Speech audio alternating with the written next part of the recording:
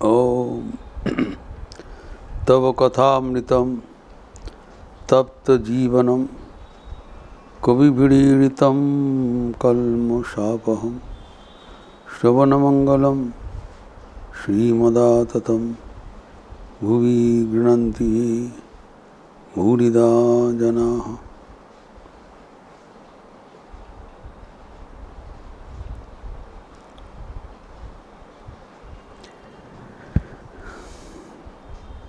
श्री श्री ठाकुर कच्चा मैं और पक्का मैं के बारे में बता रहे थे। जब तक मैंपन और मेरापन रहता है तब तक जीव का निस्तार नहीं है। जन्म मृत्यु का जो चक्रावर्तन जंजीर में फंसे रहते हैं। यद्यपि समाधि में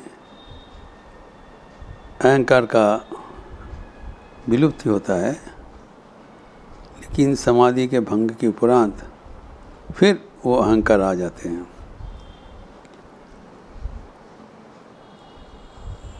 तो ठाकुर ने कहा कि ज्ञान लाभ के उपरांत शंकराचार्य जी से विद्या का अहम रखे थे, विद्या का मैं रखे थे, जो कि हानिकर नहीं है। हानिकर का मतलब जो मैंपन मेरापन है उसमें बंधन होती है, और विद्या अमी भक्त अमी में मोक्ष प्राप्ति होता है। तो हम लोग देखें, एक तो शंकराचार्य जनका जी को भक्त मैं का मैं, ज्ञानी का मैं है, वैसी हनुमान जी का उनका भी मैंपन मेरापन है, वो है पक्का में। वो भक्तों का प्रभु के दास है, प्रभु के अंश है। और ठाकुर कहते इसके साथ साथ और भी एक उदाहरण दिया है, 5 वर्ष बालक का मैं। बालक का मैंपन वो पक्का मैं का उदाहरण है। ये हम लोग देखें, कारण बालक है गुणातीत। हमारे जो बंधन का जो उपकरण है वो माया का कारण ही होता है, और माया है त्रिगुणात्मिका, सत्व रजत तम 3 गुणों का समष्टि। और तीनों गुण ही हमें बंधन में फंस देते हैं। सत्वम सुखे संजयति रजः कर्मणि भारत। सुख संगेन बध्नाति कर्म संगेन देहिना। तो सुख की, सत्व सुख में मन प्रशांत रहता है, शांत रहता है, वो भी एक प्रकार का सुख का अनुभूति होता है। ये इसमें मन अगर फंसे रहेंगे तो मन आगे जाके ईश्वर को प्राप्ति नहीं कर सकते हैं। सत्व भी एक बंधन का, एक सुख संगेन बंधनाति, और जो रज है वो कर्म संग में, कर्म का बंधन में फंसा देते हैं। एवं तम जो प्रमाद निद्रा आलस्य के बंधन में फंसा देते हैं। तीनों ही बंधन का कारण है। तो अगर बंधन से हम मुक्त होने चाहते हैं तो तीनों गुण का अतीत होना पड़ेगा। और उसके उदाहरण है 5 साल का लड़का। उनका आचरण गुणातीत का जैसे आचरण होता है स्वभावतः।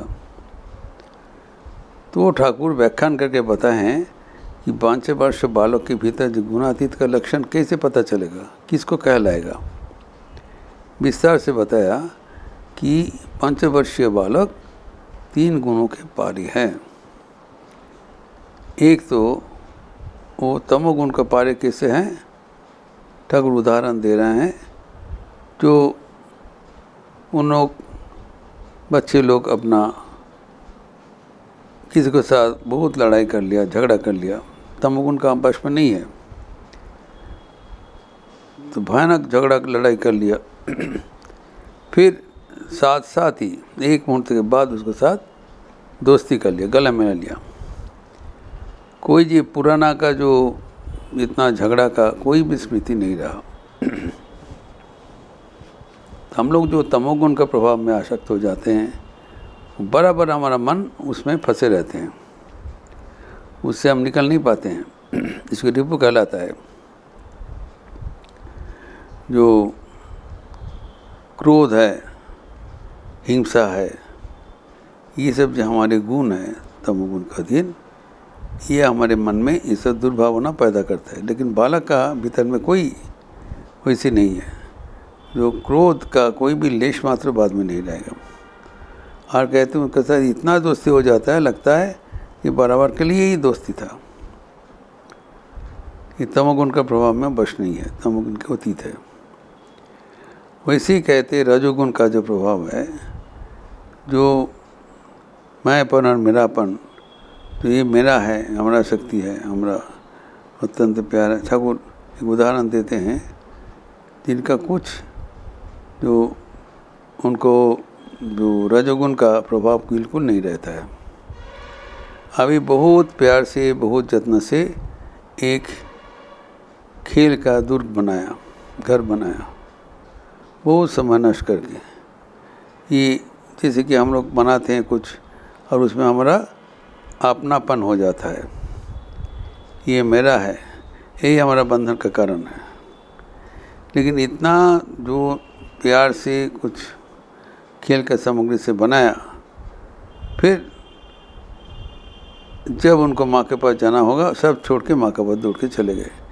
बिंदु मात्र पीछे तक के नहीं देखेगा। जो जितना वो अपनापन मिला के, अपना सारी ताकत मिला के इस शोधों को रचना किया था, वो कोई बिल्कुल उसका आकर्षण नहीं है, आसक्ति नहीं है। ये आसक्ति ही हमारी जो रजोगुण का मूल काम है। जो जब मन आसक्तिहीन होगा तभी मन ईश्वर भूमिकी होगा। और रजोगुण से ज़्यादा आसक्ति ही हमारे मन को विषयमुखी करते हैं। तो ये बालक का लेकिन वो आसक्ति नहीं है। उदाहरण दे रहे हैं, जो कभी कभी वो सो जाते हैं, वो आसक्ति से हीन हो जाते हैं। कभी का कोई भ्रूक्षेप नहीं रहता है, कोई उनका जो वैर भाव नहीं होता है। अर्थात he is free, is not loaded with any mental जो एस्पिरेशंस नहीं है। तो ये जो बताया, एक रजोगुण का कोई प्रभाव नहीं है, तमोगुण का। फिर रजोगुण का कहते हैं जो इतना कोई नो सेंस ऑफ पोजीशन, ये इतना सुंदर बनाया, ये जो खेला घर बनाया जो मेरा है, लेकिन जब छोड़ के चले गए बिंदु मात्र उसके पीछे तकेगा नहीं। तो मेरापन कोई नहीं है, जो मेरा बना हुआ है मैं इसको उपभोग करूँगा, कुछ नहीं है। जब बनाते समय बहुत अपनापन था, बनाने के बाद कभी छोड़ के चले गए। तो इसी मन उनका संपृक्त रहता है। ही जो ज्ञान योगी का जो इसका जो त्रिगुणातीत भक्त का ये लक्षण है। फिर वो कहते हैं कि एक जो sense of position, personal belonging जो होता है, उनको कोई एक उदाहरण देके ठाकुर कहते हैं, एक अच्छा कपड़ा वो अच्छा कोई दिया है, सुंदर कपड़ा है, पहन के सबको दिखा रहे हैं, ये कपड़ा मेरी बाबूजी मुझे दिया है, मेरा बहुत अच्छा है। अभी इस समय में कोई आके बोला, बच्चों ये कपड़ा मुझे दे दो, कभी नहीं देगा। बोला नहीं, मेरा बाबूजी मुझे दिया है, ये आपको नहीं दूंगा, किसी हालत से नहीं देगा। इस समय थोड़ा देर बाद वो स्वयं ही कपड़ा फेंक के चले गए। ठाकुर उदाहरण दे रहे हैं, नहीं तो किसी ने बताया कि ये मैं ये बाजा तुमको देंगे, तो बाजा लेके कपड़ा दे दिया।